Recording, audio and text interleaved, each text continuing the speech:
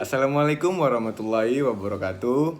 Perkenalkan, nama saya Bintang Alif Nato Wijaya dengan NIM 200904097. Di sini saya ingin menjelaskan tentang pertemuan kelima, yaitu komunikasi yang efektif dan syarat menjadi seorang PRO atau Public Relation Officer.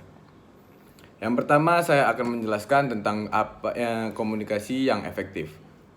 Komunikasi yang efektif adalah komunikasi yang berlangsung dua arah, yakni antara komunikator dan komunikan yang saling memberikan umpan balik atas pesan yang diterima ataupun pesan yang disampaikan. Di dalam lingkungan internal perusahaan, seorang PRO berfungsi sebagai konseling yang dapat memberikan dan menyediakan berbagai saran kepada pihak internal manajemen. Biasanya, PR ini memberikan saran yang berhubungan dengan berbagai kebijakan, relasi, dan komunikasi antar perusahaan dengan publik atau dengan perusahaan lainnya. Yang kedua ada research. Sebagai bagian perusahaan yang bersinggungan dengan public relation juga memiliki fungsi sebagai tim yang meriset perilaku publik atau masyarakat. Yang ketiga ada media relations. Salah satu alat yang digunakan oleh seorang PR untuk berkomunikasi dengan publik luas yaitu menggunakan media massa. Public relation berfungsi sebagai bagian perusahaan yang melakukan berbagai kerjasama dengan semua media untuk kepentingan perusahaan. Lalu ada memberikan laporan tahunan kepada para stockholder atau pemegang saham, seperti melakukan RUPS atau rapat umum pemegang saham. Dalam lingkup eksternal, fungsi PR atau Public Relation Officer berkembang seiring kemajuan dunia usaha. Menurut Ruslan pada tahun 2006, fungsi utama dari PR ini adalah sebagai komunikator, yaitu juru bicara organisasi atau perusahaan secara intensif melalui media dan kelompok masyarakat. Yang kedua ada relationship, yaitu hubungan yang tidak harmonis beresiko menimbulkan ketidakpuasan publik yang pada akhirnya mengancam kelangsungan bisnis perusahaan tersebut. Yang ketiga, ada manajemen backup. Manajemen backup ini adalah kegiatan yang menunjang departemen perusahaan tersebut seperti bagian pemasaran, operasional, teknik keuangan, personalia demi terciptanya tujuan perusahaan tersebut. Yang keempat, ada good image maker, yaitu menciptakan citra perusahaan dan publisitas positif dalam lingkungan masyarakat atau publik. Publik bisa mencermati nama-nama PR officer atau public relation officer yang kerap muncul sebagai narasumber perusahaan atau organisasi yang diwakilinya. Persyaratan atau kualifikasi seorang public relation menurut F. Jeffkins ada 5 poin. Yang pertama ada ability to communicate atau kemampuan berkomunikasi. Kemampuan berkomunikasi ini harus dengan baik dimiliki oleh seorang PR. Karena mampu berkomunikasi dengan baik terhadap orang yang memiliki aneka ragam karakter, itu berarti harus mampu dan mau berusaha memahami serta terkadang berusaha untuk bersikap toleran mungkin kepada setiap orang yang dihadapinya, mau itu karyawan maupun publik eksternal perusahaan. Yang kedua ada ability to organize atau kemampuan berorganisasi. Kemampuan mengorganisasikan dapat diartikan sebagai kemampuan manajerial yang dapat mengelola program public relations mulai dari fact finding, pengumpulan data, planning, perencanaan, communication, mengkomunikasikan program, dan evaluating atau evaluasi dari program yang dilaksanakan oleh sebuah perusahaan.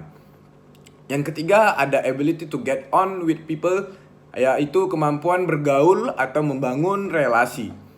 Kemampuan ini merupakan salah satu kemampuan di mana PR atau public relation mampu melakukan hubungan dan kerjasama dengan berbagai macam individu, baik yang berbeda maupun sama tingkatnya dengan public relation.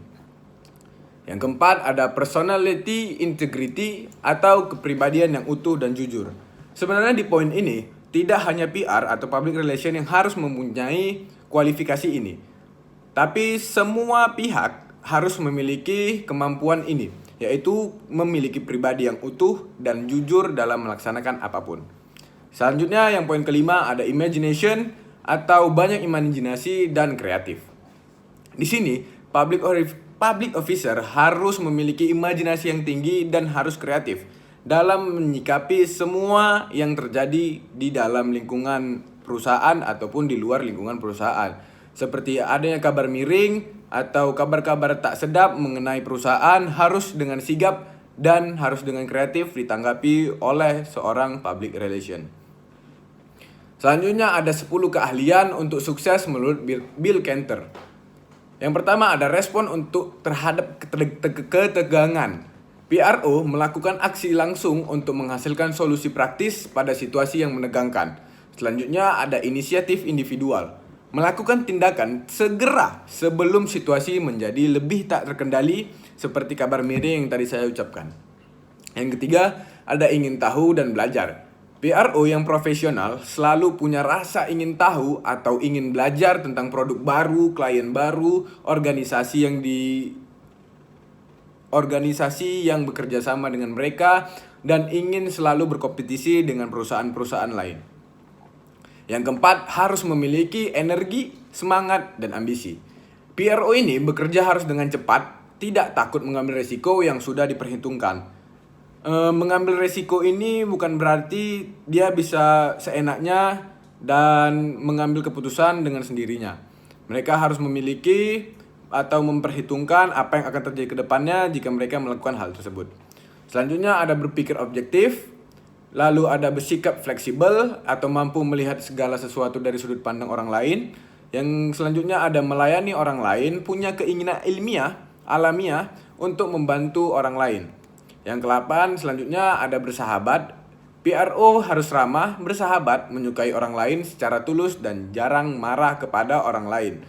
Yang selanjutnya ada cakap dalam banyak hal. Karena eksekutif PR memiliki jiwa petualang, tertarik dengan kehidupan yang lebih luas.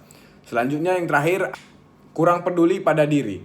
Karena sering bekerja sebagai katalis, mereka sering menahan diri meskipun mereka memiliki ego yang besar dan memiliki kemampuan yang lebih untuk mengekspresikan dirinya. Kira-kira itu saja yang dapat saya sampaikan pada pemaparan video kali ini. Jika ada kurang atau kesalahan dalam kata, saya mohon maaf.